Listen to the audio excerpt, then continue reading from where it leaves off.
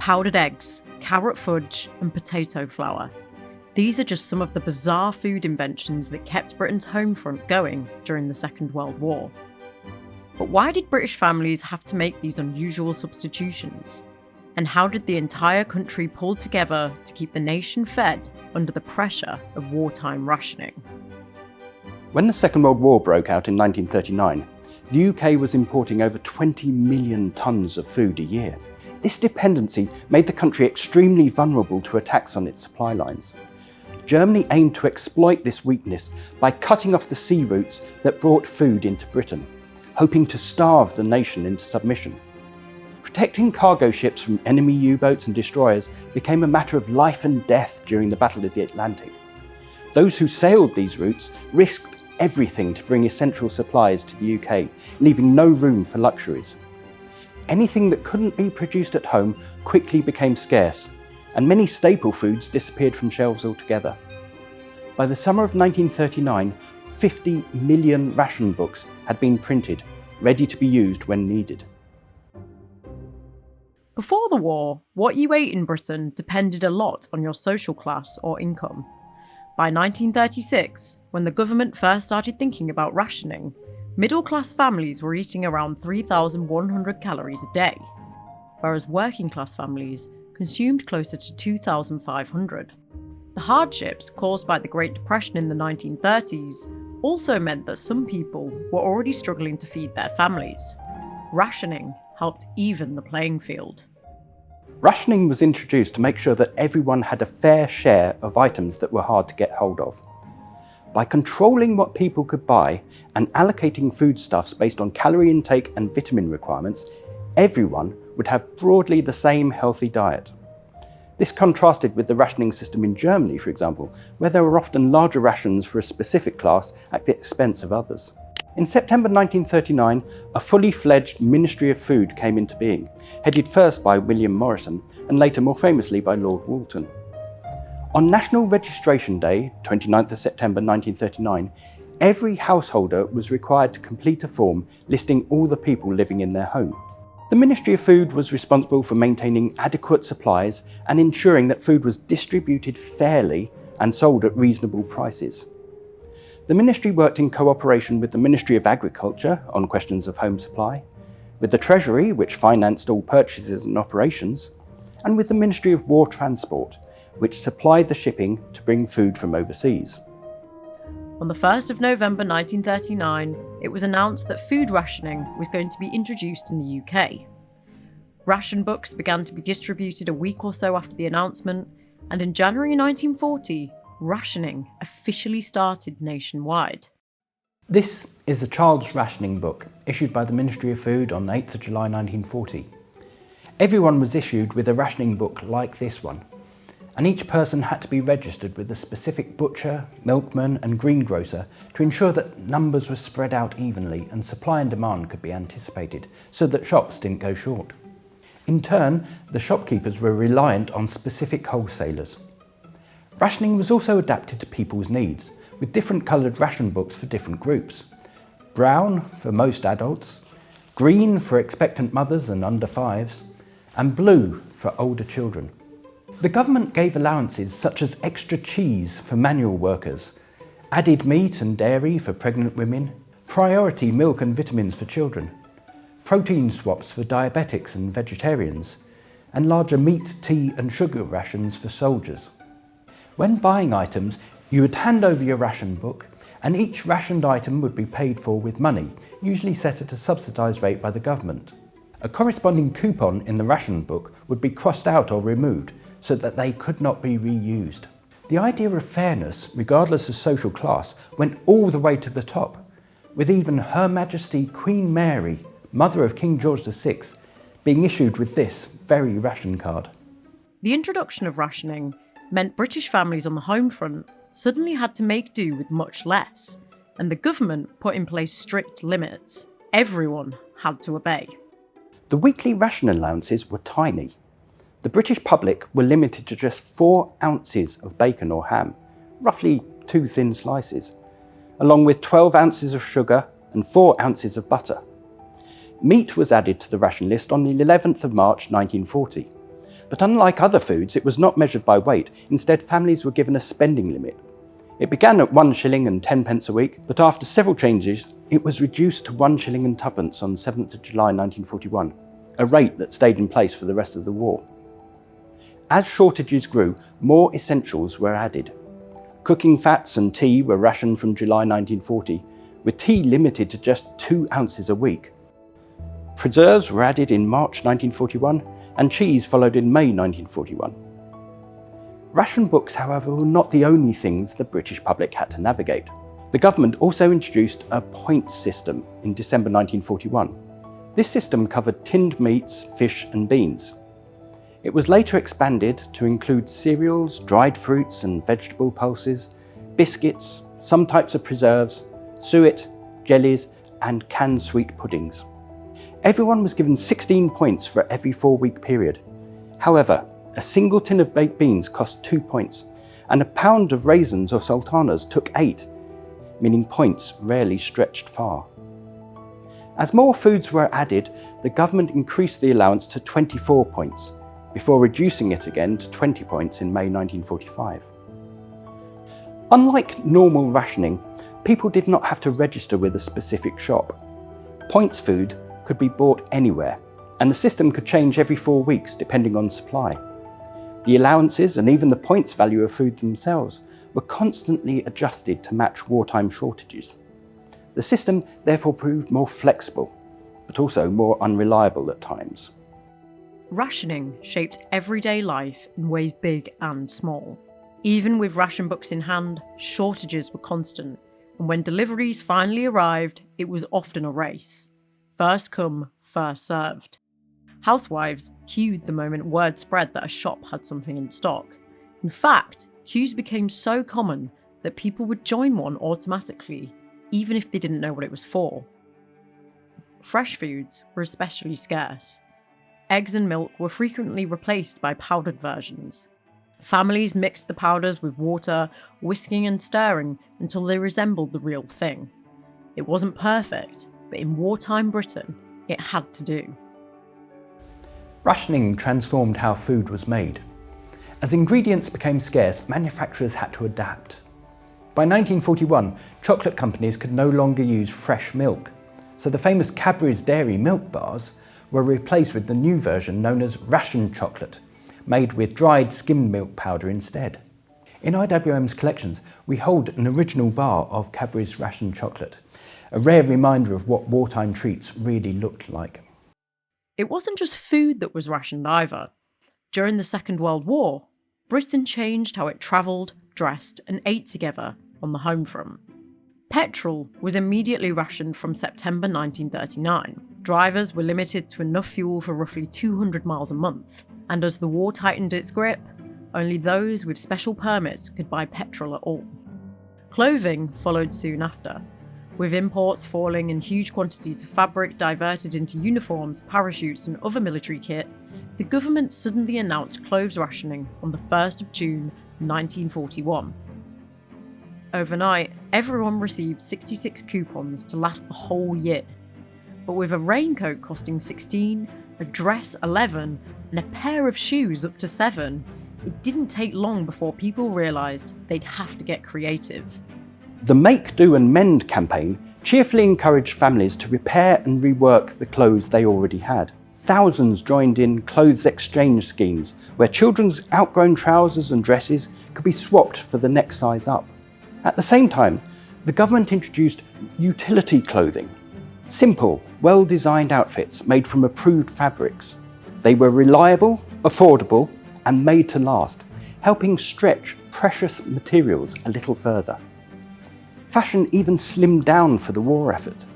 Narrower lapels, fewer pleats, no trouser turn-ups, and even army battle dress cut shorter to save every scrap of cloth. Eating out also changed tone. From May 1942, restaurants could serve only 3-course meals, and only one of those courses could contain meat or fish, with strict price caps to keep meals affordable. To help the public even further, local authorities opened around 2,000 British restaurants in halls and schools across the country, offering simple 3-course meals for just 9 pence and no ration coupons needed. These community restaurants kept families fed, especially in areas affected by bomb damage. Although not everything was rationed, many everyday items still changed character. Bread remained unrationed but switched to the national loaf, a dense grey wholemeal variety that wasn't anyone's favourite but reliably filled bellies. Fish wasn't rationed either, though it became more expensive and harder to cook well because frying oil was limited. Still, it meant that Britain's beloved fish and chips survived the war, even if it tasted a little different. Beer grew weaker, cigarettes became harder to find, and even soap was rationed, 4 coupons a month for a single bar. Fresh veg was never rationed, but it was often in short supply. So Britain rolled up its sleeves and launched the famous Dig for Victory campaign. Back gardens, allotments, window boxes, schoolyards, even public parks were transformed into vegetable patches. Posters, films and radio programmes cheered people along, with Dr. Carrot and Potato Pete becoming wartime celebrities encouraging children to eat their greens. The BBC's Kitchen Front served up practical tips each morning, and cinemas showed fast-paced food flashes before feature films. And with meat scarce, cooks embraced dishes like Walton pie, described as steak and kidney pie without the steak and kidney, making the most of homegrown veg instead. Wasting food was also strictly forbidden. One food flash warned that if every family wastes only half a slice of bread every day, then that's the equivalent of wasting enough bread to feed the population of the UK, then about 45 million people, for a whole week. Planning meals became key, and juggling ingredients to make sure that they lasted the week became essential.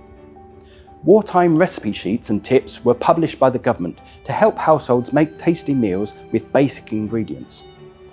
With the lack of staple cooking ingredients, people had to find creative ways to substitute them with more readily available foods.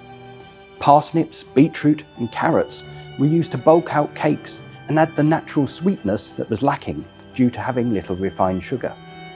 Jam and carrot sponge, for example, became a popular wartime dish, and there were even recipes to make fudge out of carrots and orange squash. Through it all, the home front managed not just to endure, but to stay determined, inventive, and surprisingly cheerful. Britain made thrift a shared effort and found a sense of pride in pulling together. This national determination also did not waver when it came to celebrations. Rationing had a large impact on traditions like Christmas, birthdays, and wedding feasts in wartime. Associations, local communities, and workplaces would often sponsor pigs, for example, so that there would be fresh meat available for a Christmas roast. Families would also pool resources together, particularly eggs, butter, and sugar for cakes. By scrimping and saving, items could be stored up for a larger feast later. Wedding cakes could not be as large as pre-war, and there was no icing available during the rationing era. Cake toppers, such as these here, were made using card, ribbon and floral garlands. These would have been placed over the more modest fruit cake to provide decoration and spectacle. They were even reused on occasion by other newlyweds during the era. Improvised wedding cake decorations like these embodied the wartime ethos of make do and mend. They also highlighted the very real effects of sugar rationing on daily life, with even the most traditional treats having to be reimagined in the face of scarcity. Despite the people's ingenuity, there were many attempts to get around rationing in Second World War Britain. The notorious black market increasingly emerged as the war and restrictions continued. Across the black market, rationed items were illegally sold to people for cash with no coupons. However, these items were often diverted from the usual distribution channels by unscrupulous workers, or sold directly to criminals by farmers, hoping for a larger profit than that from selling goods to the government. Goods were also stolen from shops or warehouses, or smuggled in by criminal individuals or gangs. These criminals were known as spivs, and are often portrayed as lovable rogues who were just helping people in need, such as Private Walker in Dad's Army. In reality, by stealing and selling rationed items, they were denying those who really needed the items, and overcharging those who could afford to pay. There was also ration book fraud, the most common being keeping and using a ration book from a relative who had recently died. Others would claim they had lost their book to get replacements, or steal a ration book and scrub off the name and put their own. The government passed laws which enabled courts to fine those dealing in the black market £500, a huge sum at the time.